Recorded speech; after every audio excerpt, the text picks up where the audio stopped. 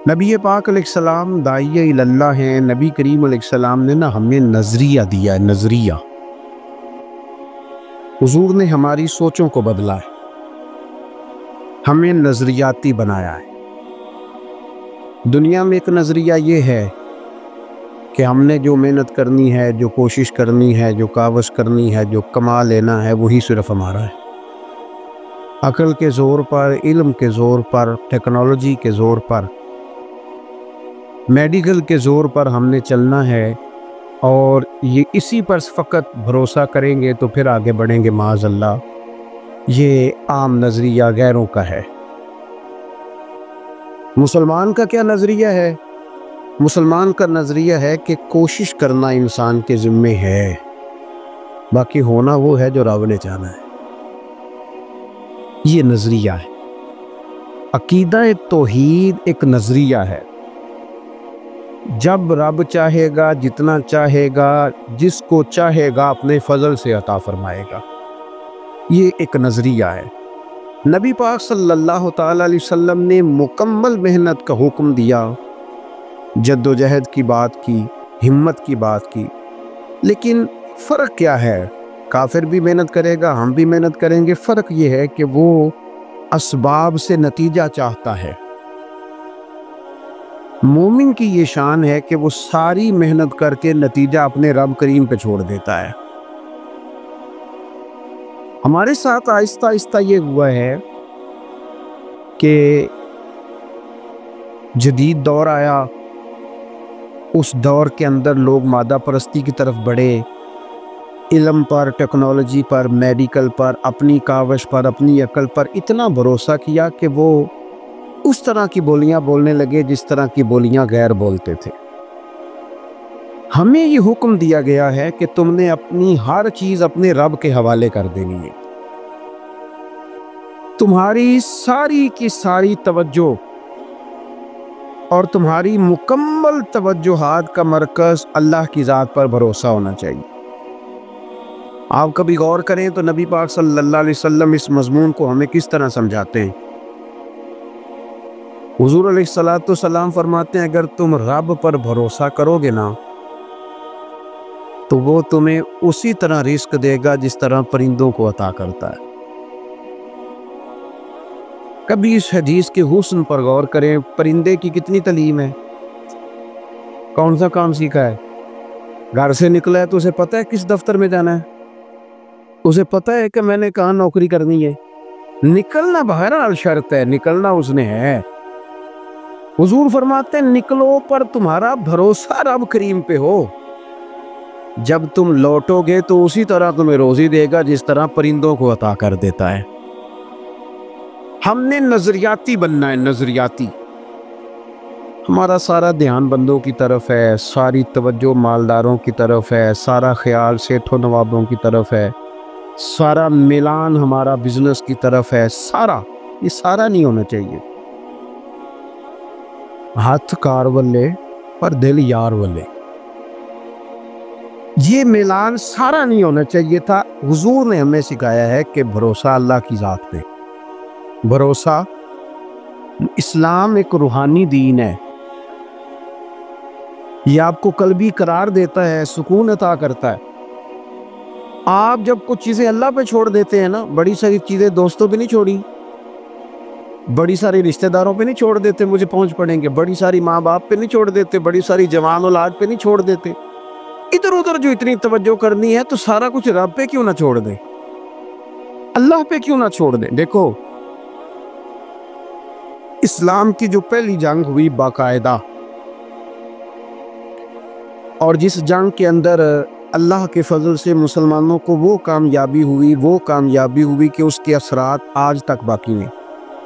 میں نے ذمہ داری سے کہا ہے آج تک اس کے اثرات باقی ہیں۔ وہ جنگ کون سی ہے؟ جنگ بدر۔ آپ بولے نہیں جی میں آخری دفعہ کہہ رہا ہوں، بچے بھی، اور آپ دوست جو بڑے ہیں وہ کبھی کام بتائیں بچوں کو تو اشارے سے، چپ کرنے کا اشارہ یہ ہے، اس کو سیکھ لیں۔ آپ بولے نہیں، بولنے سے تو جو چپ کرانے والے ہوتے ہیں ان کا شور زیادہ ہو جاتا ہے۔ آپ میری بات پہ غور فرمائیں، میں بڑی اہم بات کر رہا ہوں آپ سے۔ اور چونکہ میں تھوڑی تقریر کرنے کا قائل ہوں، اس لیے میں چاہتا نہیں کہ کسی چیز کو کہیں روکا جائے، بس بات ہو جائے تسلسل سے۔ جنگ بدر کے اندر تلوار سے نہیں لڑی، صرف نیزہ نیزے سے نہیں لڑا، صرف برچی سے نہیں لڑی۔ جنگ بدر میں دو نظریے تھے جو آپس میں لڑ رہے تھے، دو نظریے۔ ایک نظریہ کفار مکہ کا تھا، وہ کہتے تھے کہ ہم اونٹ بہت سارے ساتھ لے کے آئے ہیں، ہر روز ایک اونٹ ذبح کریں گے، معاذ اللہ شرابیں پیئیں گے، موج کریں گے۔ ان کا یہ نظریہ تھا کہ ایک بندے کے پاس تین قسم کا اسلحہ تھا، تلوار بھی ہے، نیزہ بھی ہے، تیر بھی ہے۔ اس طرف کیا تھا؟ اس طرف وہ 1000 بندہ، یہاں 313۔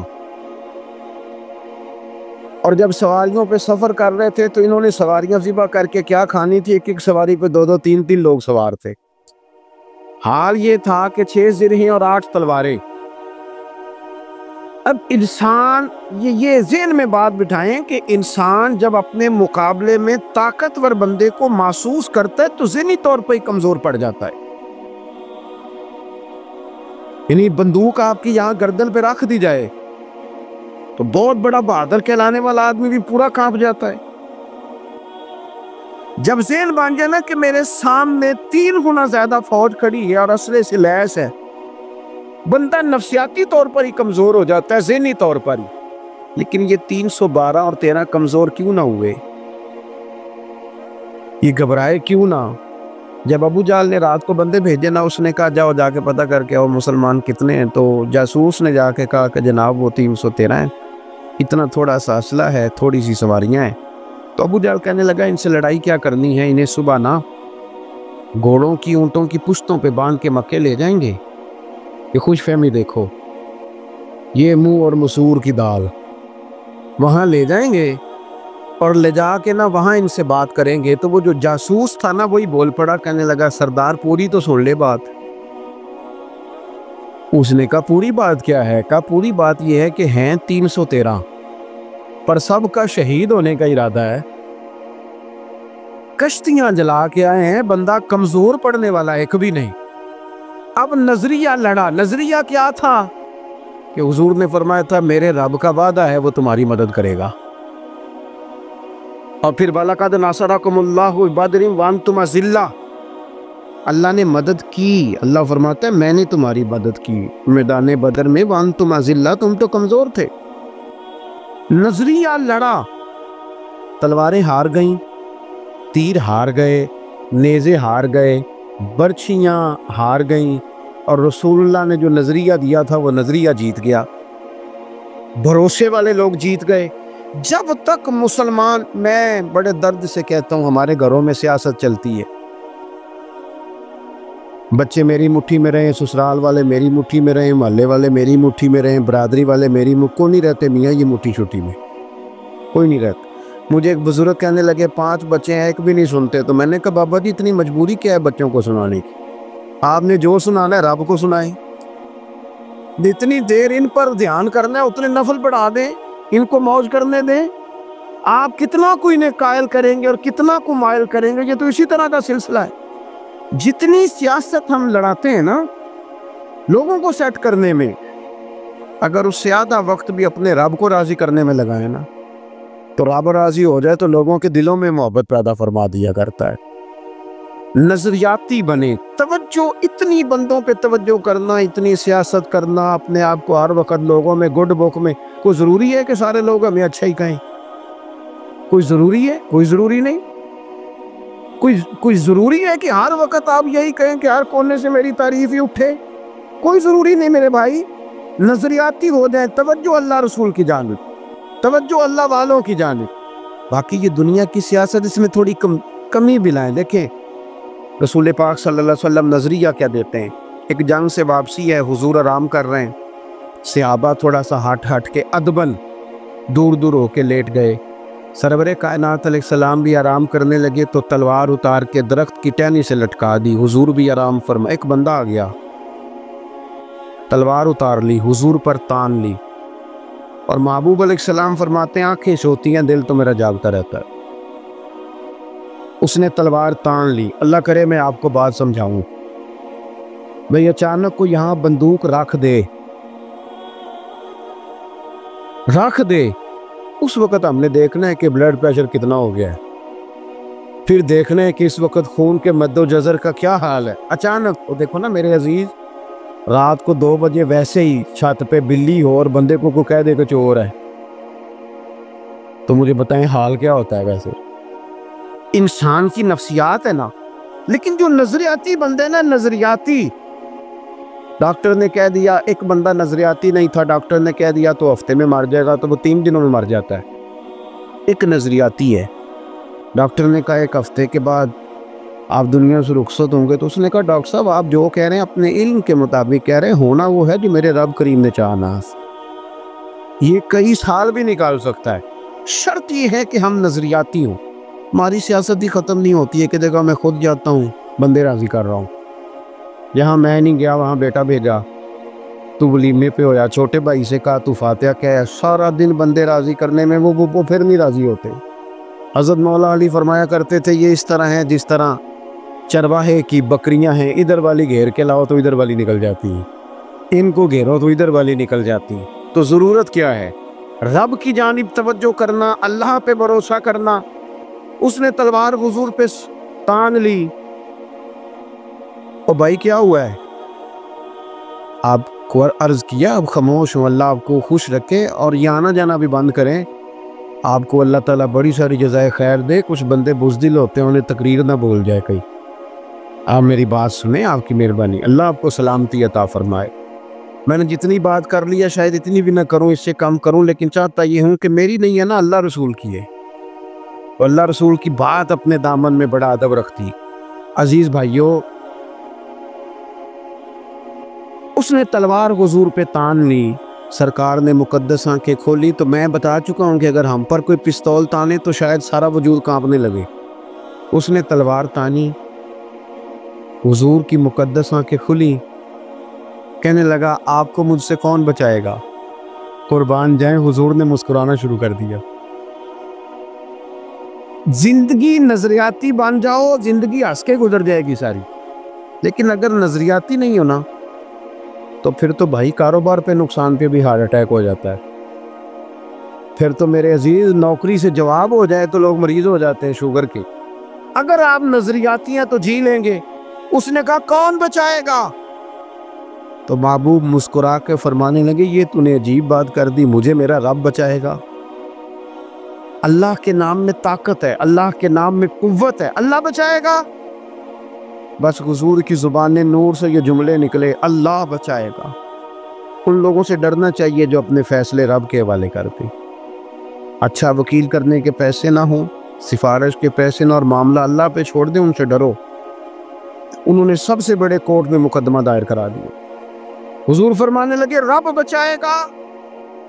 بس ان لفظوں میں کیا اثر تھا، بندہ کانپنے لگا، تلوار ہاتھوں سے گر گئی، سرکار نے اٹھا لی، فرمایا لو بھائی مجھے تو رب نے بچا لیا ہے، اب تو بتا تجھے کون بچائے گا۔ آپ زندگی میں اگر نظریاتی ہیں تو آپ زندہ ہیں، اور اگر آپ لگے ہوئے ہیں کہ اوہو کیا بنے گا، میری کون سنے گا، گاؤں چھوٹا ہے، میں بات کر بھی لوں گا تو کہاں پہنچے گی، تو کون ہوگا، تو کیسے ہوگا، تو یہ تو کمزوری ہے۔ آپ کے ذمے تو کہنا ہے، پہنچانا تو اللہ کریم کی بارگاہ کرم کے فضل کا نتیجہ ہے۔ یہ اللہ بچائے گا۔ اس کے ہاتھ سے تلوار گر گئی، حضور نے اٹھا لی، فرمایا مجھے تو رب نے بچا لیا ہے، اب تو بتا تجھے کون بچائے گا۔ کہنے لگا حضور میں نے سنا ہے آپ بڑے ہی معاف کرنے والے ہیں، آپ صحیح بتاؤ، ایک بندہ میرے اوپر تانے پستول، تھوڑی دیر کے بعد قابو آ جائے تو وہ مجھے کہہ جی آپ تو نیک آدمی ہیں چھوڑ دیں، تو میں کہتا ہوں قابو آ گیا تو میں نیک ہو گیا ہوں، پہلے تو بندوق لے آیا تھا۔ لیکن یہ حضور سید عالم صلی اللہ علیہ وسلم کے ضرب کی، حوصلے کی، اور محبوب کے دل نور کی بڑائی دیکھو کتنا بڑا ہے۔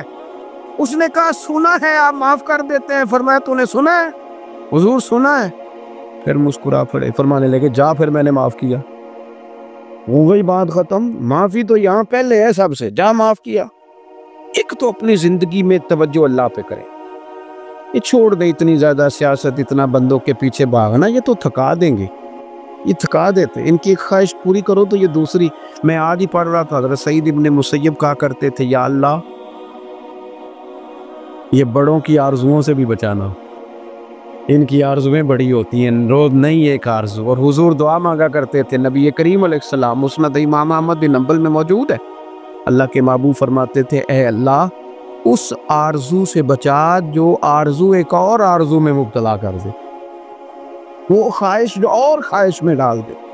تو ایک تو توجہ اللہ پہ کریں، دوسری بات زندگی کو، بود و باش کو، اس کو سادہ کریں۔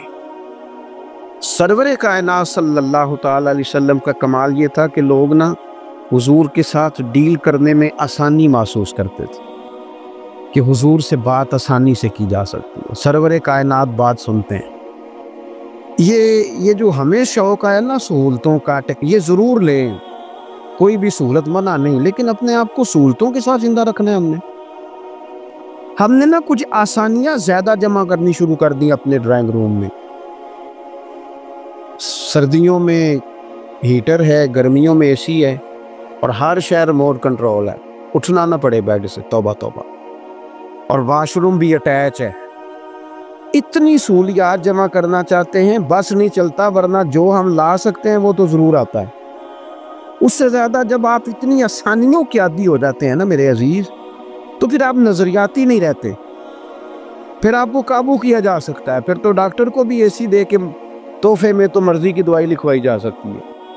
حالانکہ اس معاملے میں سفارت چلنی چاہیے، صحت والا معاملہ تو ٹھیک ہونا چاہیے نا، لیکن ڈاکٹر اگر بڑا ہے تو اسے چابی دیں کمپنی والے گاڑی کی، تو اسی کمپنی کی دوائی لکھ دے گا، اللہ ماشاءاللہ۔